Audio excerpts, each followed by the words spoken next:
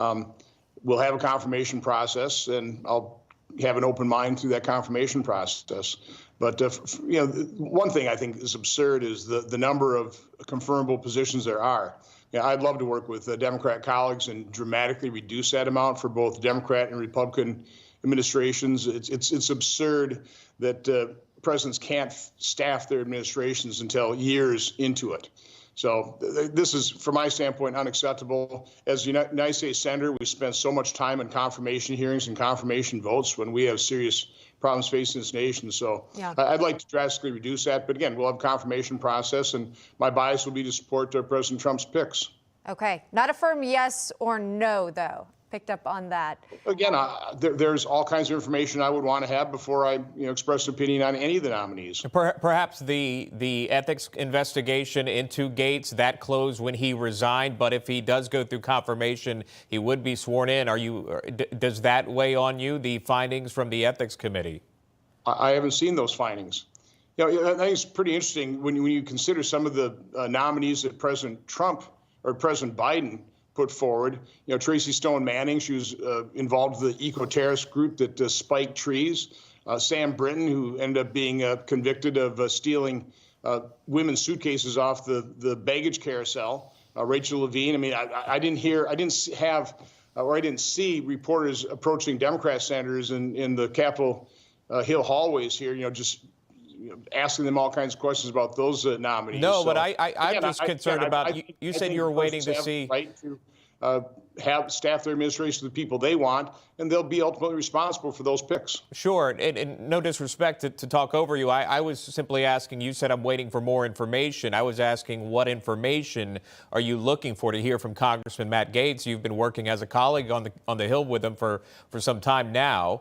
What else could you possibly learn? I don't know Matt Gaetz very well at all. I've met him a couple times. I've never, I've seen, his very effective questioning in hearings. He's obviously a very effective advocate for President Trump.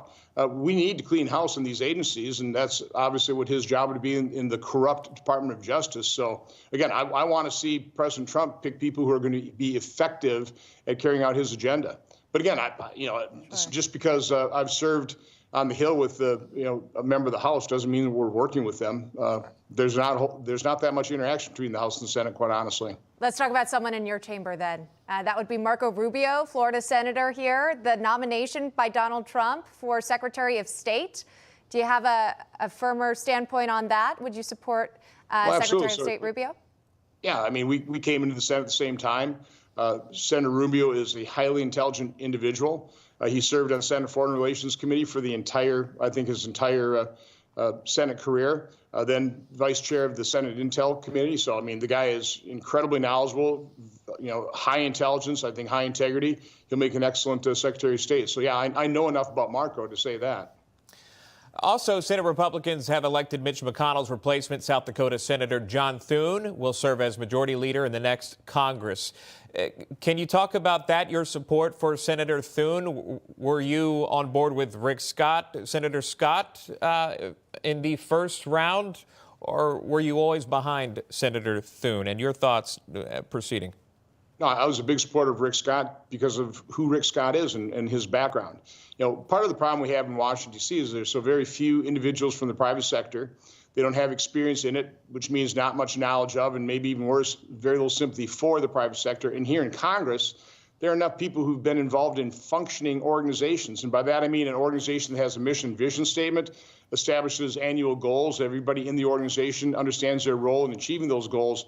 That is not what Congress is like.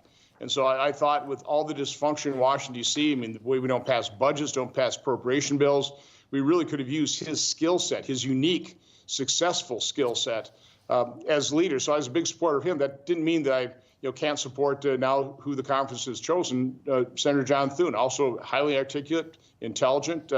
I want to make sure that he succeeds in helping President Trump implement his agenda. So, that's the conference has spoken. I'll be fully supportive of Senator John Thune, particularly if he, leads as he said he would lead in a far more collaborative process. I think one thing good about the leadership election is we pretty well repudiated the leadership style of Mitch McConnell, which was pretty much a one-man dictatorship. So I don't think we'll see that moving forward.